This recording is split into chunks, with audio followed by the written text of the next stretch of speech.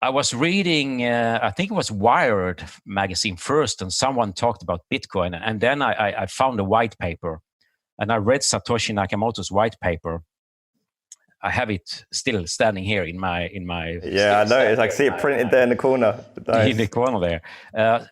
And I read that white paper, and it just blew my mind that, wow, it's not only this Bitcoin and payment stuff, but we have something where we can store information. And that time we couldn't store that much. But anyway, I got this feeling and aha moment that this is my central database that I wanted to do, but it's not central, it's distributed, globally distributed. And of course, at that time it was too early, but I got some vision and some ideas that this is something, this is very, very important moment in time. And then a couple of years further on. So yeah, what date was that? Like roughly 2011. 2011. 2011, more or less. Yeah, more or less 2011. Then a couple of years later, in 2014, I got a chance to move to Norway. So I'm original from Sweden. Okay. Born in Sweden, and then I moved to Belgium for 11 years. Worked there as a freelance SAP consultant, and then I got a chance to move to Norway. And the reason I did that was I now got the opportunity to combine my interest for Bitcoin and blockchain with my profession in SAP.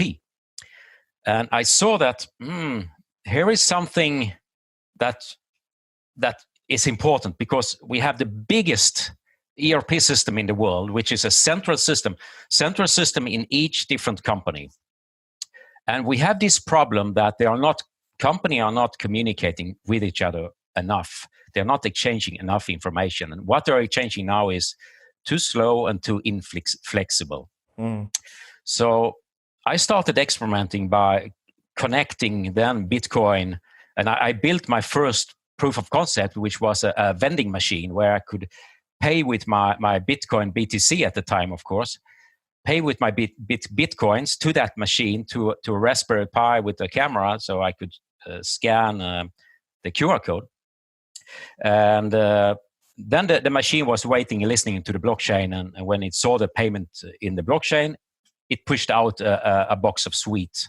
But at the same time, I had the same thing in the SAP system. So when I bought when the machine sold this box of sweet to me, the SAP system created a sales order. So that was how I could prove for myself. And that was very, very important step, and very important in a pedagogic way, because now I could give people Bitcoins on their mobile phone, and then I could tell them, oh, go to that machine and make a purchase. Yeah. And then have a look in your SAP system. You see a sales order. And that really makes people, it's not just, here is a Bitcoin transaction. Okay, so what's that? I can do that with my